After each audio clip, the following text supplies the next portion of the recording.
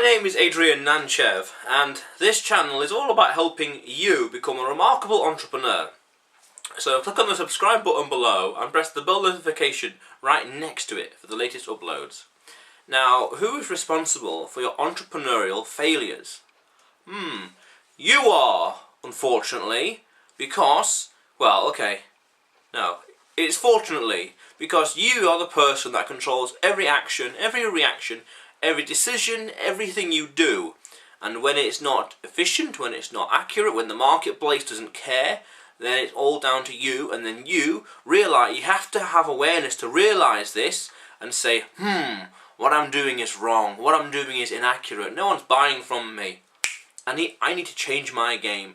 Don't be pride or arrogant or, too proud or too arrogant, too stubborn, that's the word, too stubborn to say, no, they're wrong, I'm right. No, it's the marketplace.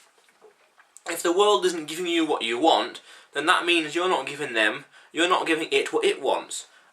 So that's the way of saying, that's the world's way of telling you what you're doing is not what I want. I don't want that, mate. Return that to the restaurant. I don't want that. That's not what I ordered. I'm not paying you. That's not the food I ordered. No. All your failures are down to you, which is good because you can then control and adjust your behaviour, your strategy, your plan, your action. Because when you realise that what you're doing is wrong, it's inaccurate, it's all down to you. You control your actions then. All you then do is change and then do and adapt. It's all down to you. It's all essentially your fault. The way I see it now is when I'm in a team, for example, a few years ago, as an example, we were building this product, about a team of probably 10 or so people a few years ago at university. And I think something went wrong. And the situation was X. And I was thinking in my head, this situation here, but what role did I play?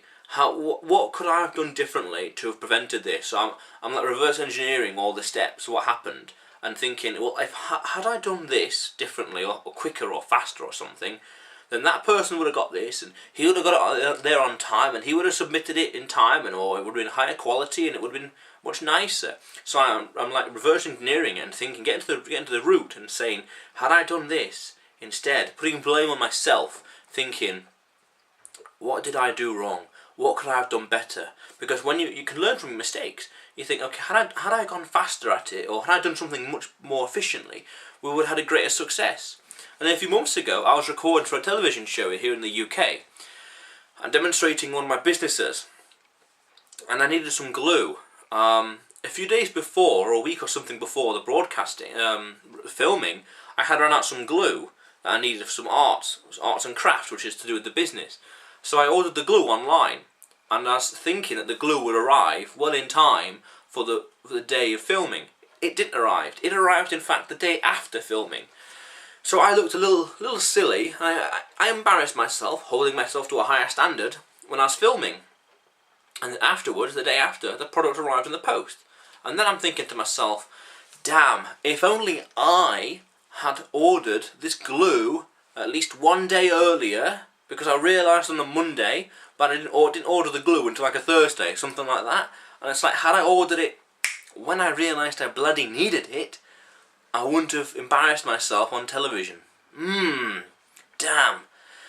Whose fault is all this? My fault. That's the mistake I learnt right there, and it's like, it's all down to you. And there was something else I wanted to mention. I remember, I'm trying to get it back now. I remember what it is now. Always ask yourself, what don't I know? What am I missing? What don't I understand? Where's the picture incomplete? Because when you start asking yourself these things, like, what's going wrong? What could go wrong? What am I doing wrong?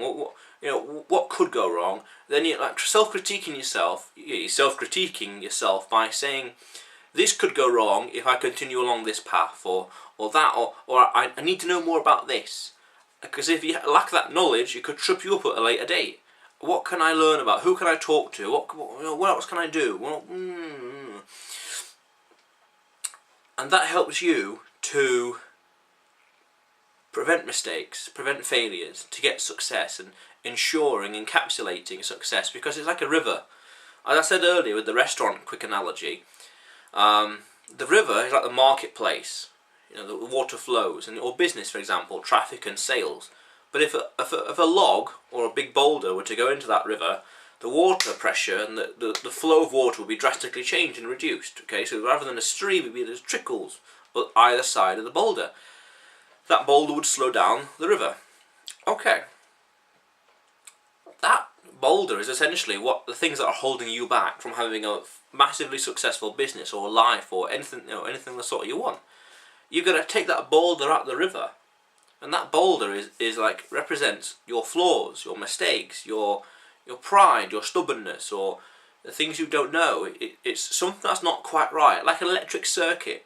The only way the electric current is going to go through the circuit is if it's all perfectly connected, perfectly aligned, correct direction and all the rest. And that circuit isn't going to work if there's a gap in there, or something's missing, or the battery is the wrong way around. It's not going to work. And you just got to figure that out, like in yourself or your actions. And there's the problem. It's this. It's that. It's this. And just change it, and then things work. Because all successes and failures, especially failures, are all down to you.